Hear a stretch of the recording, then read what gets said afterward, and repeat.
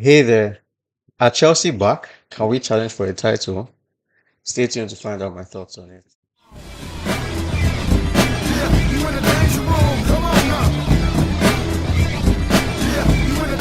I mentioned in the last video, if you watched it, I think I'll put a link at the end. If you want to watch it to support, I appreciate any support. I mentioned that from this video, on this video, I'll be talking about Chelsea and the games that we played this September. And Chelsea overall, things that have been going on. I won't cram too many things in, but to waste no more time, let me just get into it. I want to talk about Maresca first because, man, he has really changed life at this club, honestly. Because for the past 2 years since Clearly came in, we've not been good. We've been terrible. We've been way worse than I thought we would be. Because when they came in and saw the money that they were spending with Tuchel in charge, I thought for sure within the next 3 years we'll win the title again. But unfortunately, it didn't pan out that way. But Maresca, since he came in, I've been impressed. I was impressed with him from preseason because I don't know if other people feel the same way, but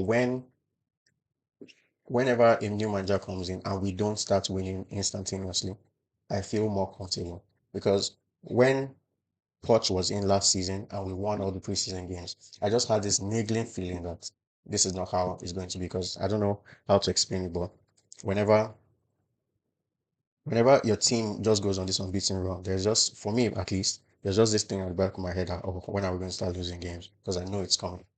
So when we lost and we were playing bad and people were making so many individual errors in the preseason, I was a bit more comfortable because I still saw what he was trying to do, and the players were just getting used to the new system and new style. So when we're losing games, drawing games, and when we now finally won the game against, I think, Club Americas, it was, we looked so good. Like it showed what he was trying to do.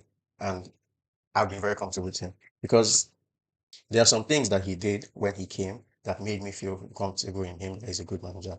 And the first thing that he did that made me very comfortable was during the preseason, whenever he made mistakes, the next game he tried to rectify it or he tried to change something. And he never seemed to make the same mistake twice. And it gave me so much confidence because contrary to what we experienced last season, whenever mistakes were made, like Chilwell at left wing, Colwill at left back, things like that happened throughout the season, you kept seeing it over and over and over again. Even though it wasn't working, Poch still persisted and it drove me nuts. So I was very, very happy when he made changes. Like, for example, when we played Man City and Nkunku on the left wing and he puts Paul Palmer on the right wing, and we didn't play very well. And we had Lavia, Caicedo, and Enzo in the midfield, and the attacking threat was severely diminished. So we didn't create as many chances as we would have. And since that Man City game, you've not seen anything like that. And he just keeps showing it that whenever he does something that doesn't work, he changes it. Even the changes that he makes at halftime, bringing on Sancho at halftime in the Bournemouth game, bringing on Neto at halftime in, was it the Crystal Palace game? One of those games, I don't remember off the top of my head. Just the act of rectifying your mistakes, it puts you very high in my estimations. It makes me believe in what you're going to do. So I've been very happy about that. And even in the City game, just touch on it quickly because it wasn't in September. We didn't play it in September. But I was impressed when we played City because, sorry, I expected us to lose. At most, I thought we would draw because there was no way we're competing against City. I think right now, if we played against them, I'll feel more optimistic about getting a win. But at that time, especially after the preseason we had, no, we're not winning that game. And I was still happy with the way we played. We played well, in my own opinion. So I'm going to move into talking about the games that we played in September. And the first game that we played in September was against Crystal Palace. So, so yeah. So this was the lineup that we had. I was happy with the lineup. I was very happy with the lineup. And I think in the game, we played really well. We're just unfortunate with the chances because I think Madueke missed about 3 chances in the first half. And and Jackson missed about two clear chances. Oh yeah, I remember the goal now. Madueke passes it to Cole Palmer and he plays it right across. Perfect pass to Jackson and just taps it in at the far post. But I was really impressed. We played really well, in my opinion. We didn't make too many defensive mistakes. We got, I think we're hard done by because Hughes should have been sent off. Will Hughes, he should have been sent off. He was having a shocking game and he should have been sent off. And if he gets sent off, we win the game. We're off. I think we're a bit unlucky with the goal that Izzy scored, but it is what it is. It is what it is. I think we're unlucky with how the ball fell to him, and it's a spot. Like if you find Izzy in that position with the ball with acres of space, maybe like 8 times out of 10 he scores that. So he's unlucky. But in the build up to the goal, there was a point where I felt like I think it was Caicedo or one of the defenders could have cleared it out, and they failed to provide an appropriate clearance. So it's the ball was still live in our box, and we're defending as hard as we could, and we're trying to close down spaces. And unfortunately, it didn't work out. Now, the second game in September that we played Bournemouth, and this game was stressing me out, man. It reminded me so much of last season, of when we would miss chances in the first half. I think we had two chances. I think there were two chances from Madueke. The first one he should have scored. The second one, it was a great save. I think there was a chance with Enzo that he fluffed in the box. No, like no, Enzo didn't play that game. Sorry, my bad. I think that's part of why we struggled, because we didn't have his level of passing to break them down or put the ball in behind more effectively. Yeah, Enzo didn't play that game. My bad. Yeah, and I think we missed him a lot. But there was a chance with Madueke that was a great save, and there was another one that I think he should have scored. But and I think Palmer too. It wasn't too great in that game as well. And man, it's made me so scared. I thought we were going to lose.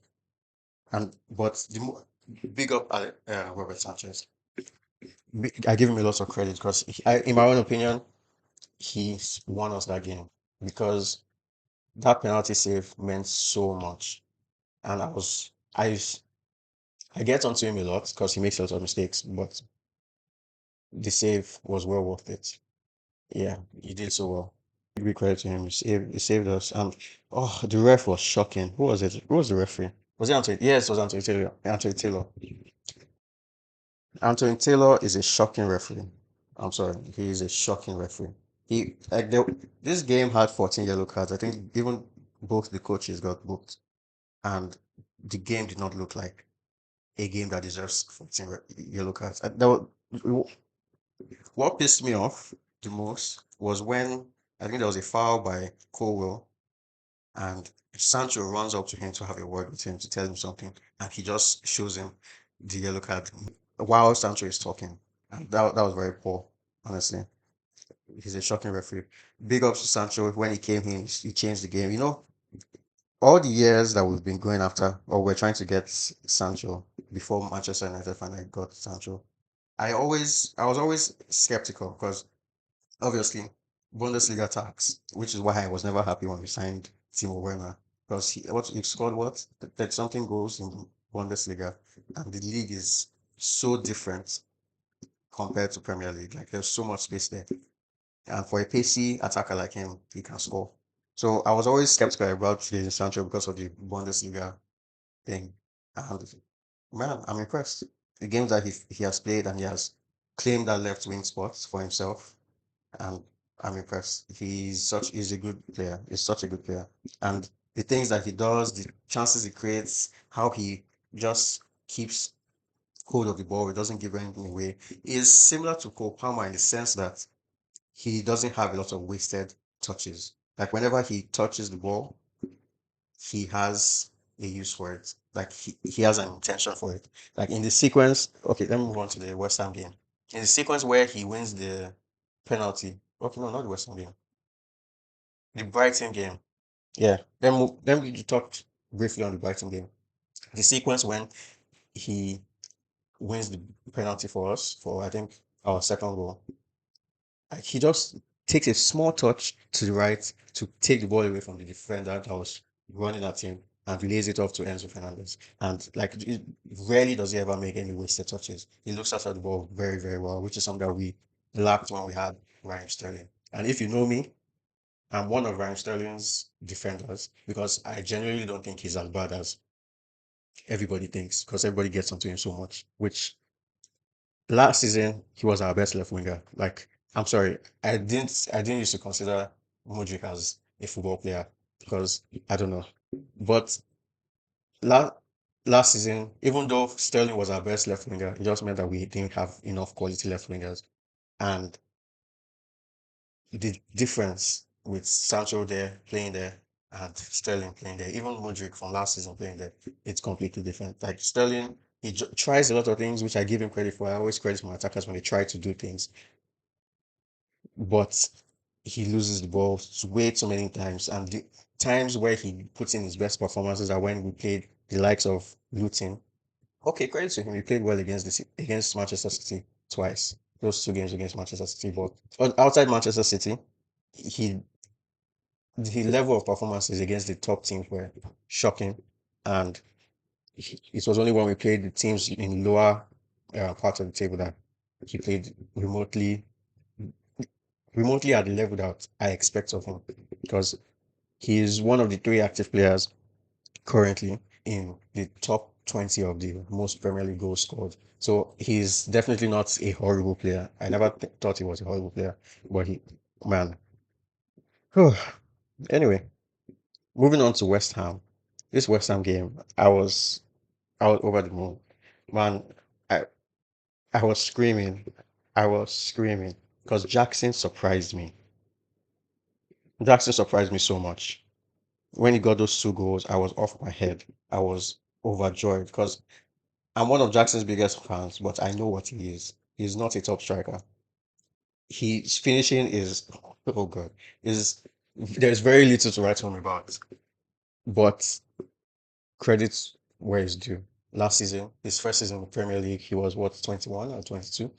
And he scored 14 Premier League goals. That's the highest return from any of strikers in the past maybe 5 years, I think.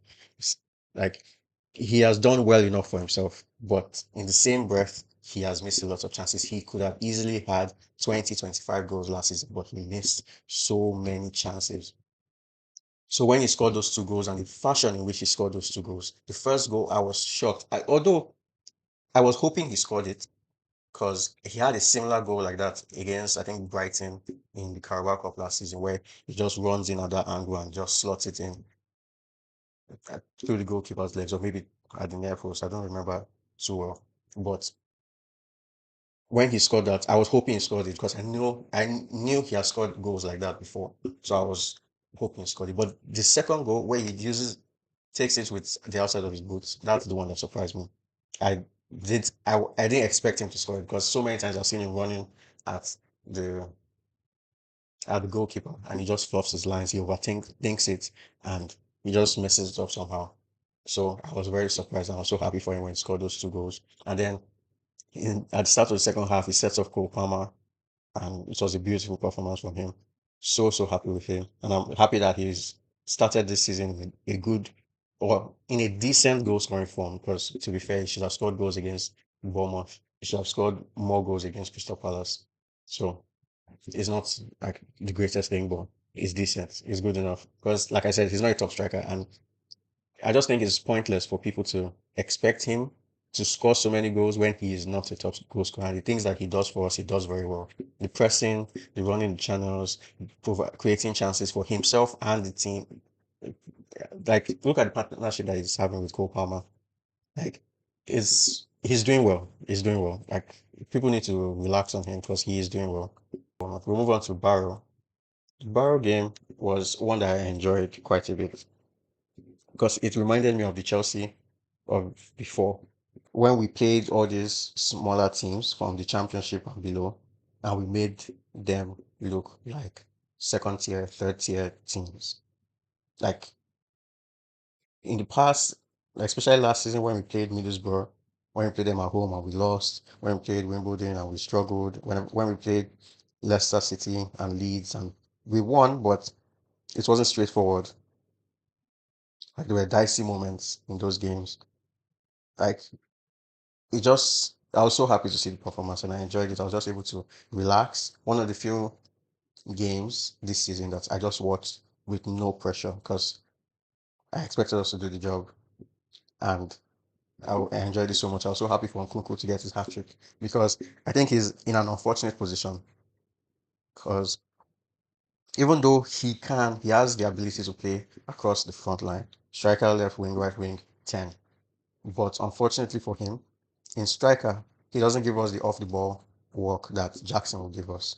He can't press. I see this rhetoric on Twitter that Nkunku can't press. No, he can press. He just doesn't have the same energy level as Jackson with his pressing. But he doesn't give us the same level.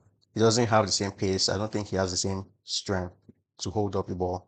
He has the same level of link up with his flicks, which I think is very underrated. But he doesn't give us the same off the ball attributes that Jackson gives us. Which overall, when you have someone like Palmer scoring goals, you don't need to over rely on the striker to get you goals. So that's unfortunate for him. And he's not as effective in the wing areas as he would be. He's better centrally in striker on the 10. And unfortunately for him, we have Cole Palmer. I don't see him starting games until he's able to produce the same level of off the ball work that Jackson gives us. Or Jackson drops off so bad, like he becomes so shocking that we have to start playing Nkunku, which at that point, I think, man, I don't know. Well, I think it's an unfortunate position because Palmer is so good and Jackson is proving his worth at the moment. So I don't see him starting Premier League games. But he is such an elite finisher. Inside the box, he's a deadly finisher. He can put the ball in the back of the net like not many others. And I'm so happy for him that he got called up to France. I'm praying that he doesn't get injured, but he deserves that start for France because he needs to show his quality on bigger stages because he's such a good player. And I believe if he was fit last season, we would have finished top four. We definitely. So it's unfortunate for him. I don't see him starting Premier League games anytime soon. I don't expect him to start Premier League games because Cole Palmer is unbelievable and Jackson is giving us the off the ball attributes that we need to help the team. And this is a good segue to enter the Brighton game because Cole Palmer, Cole bloody Palmer, this man is an enigma, honestly.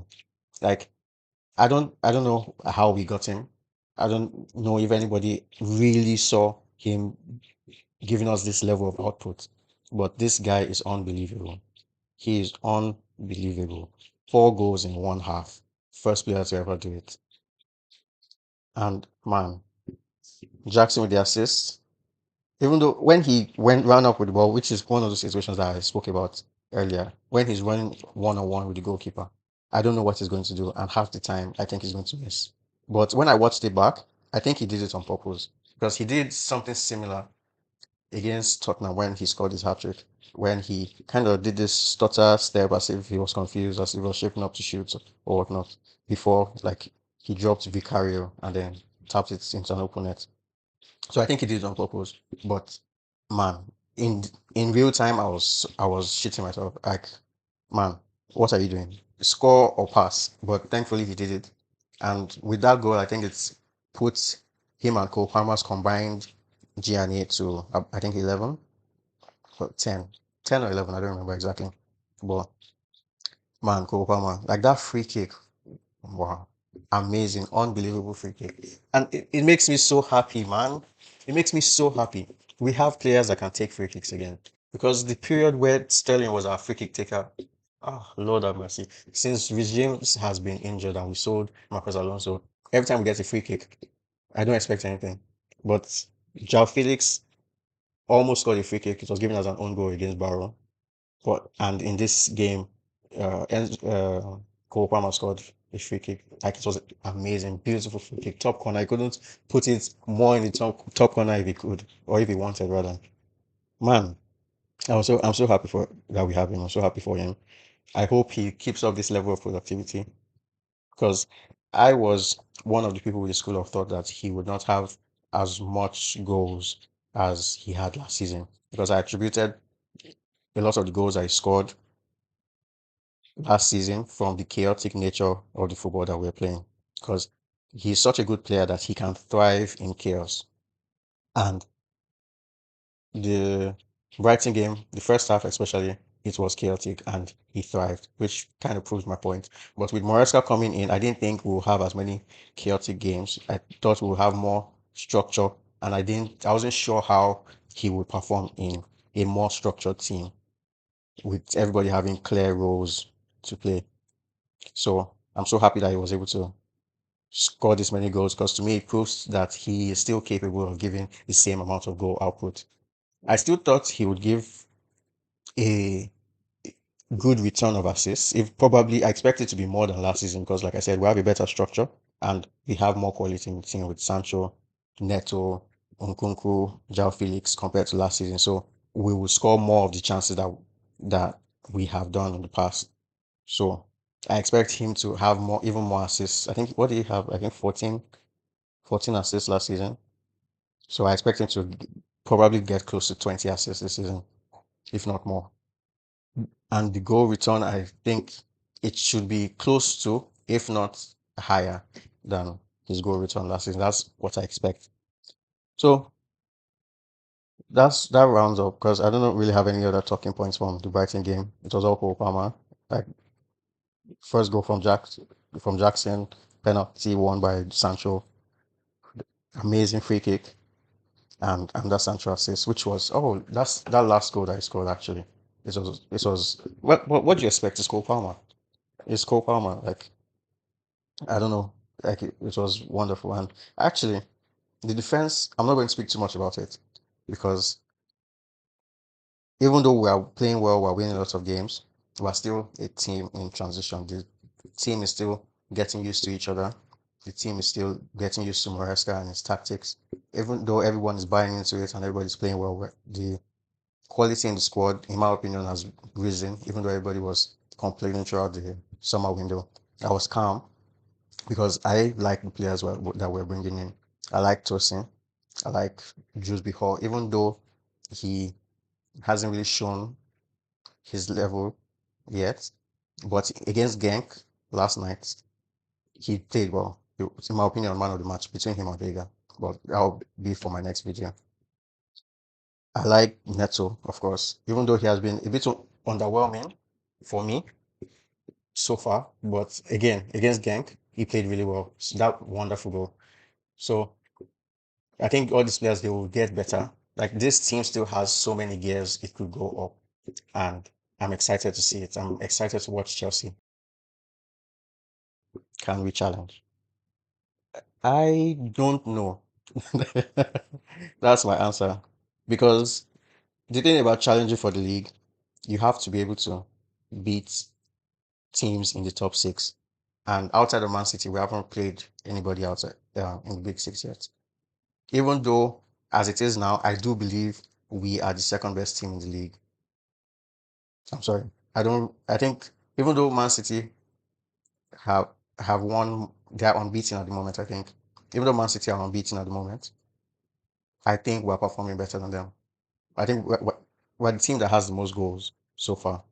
And, and even with um even with Liverpool only conceding 2 goals this season, and also okay, no, they lost to Nottingham Forest actually, and losing just one game. I think we are performing better than them. The only team that I think is performing better than us is Arsenal, and it's some people might be shocked to hear this, but I don't think you need to score a lot of goals to be performing well. Their defense is solid, and even though their attack is not as potent as it can be because they lost Odegaard to injury, they still have ways to score goals. On my FPL, I brought in Gabriel. Even when they played Man City, I have a friend, Man United fan, Freddie. He was telling me, "Oh, why would you keep Gabriel in your FPL? Like City are going to score. Sure, City are going to score, but Gabriel is going to score from set pieces. Like so, with even without a swashbuckling attack, they still have ways to score goals. They know how to grind out wins or results. So I think they are the best team in the league right now because Man City, they started slow. They lost Rodri, which is unfortunate, and De Bruyne as well, which is also unfortunate. Which when De Bruyne comes back, I think they will perform a lot better. And Foden is yet to make any significant appearance. So I think we're the second best team in the league at the moment, but I can't say for sure if we can challenge until we play more of the top teams. Like when we play Liverpool after the international break, and then I think we have Arsenal, Aston Villa, and Man City. Sorry, Man United rather. Then I would know. But for now, I think we will comfortably finish in top four because there's some that the thing about finishing in top four, you don't need to beat the big teams to finish in top four. Even to win the league, you don't really need to beat all of them. If you win your home games and draw the away games, you can still win the league. But you need to beat the teams you're supposed to beat, which is something that we have done so far, bar Crystal Palace. So I think we'll finish comfortably in the top four because I don't think Aston Villa is as good as everybody thinks they are.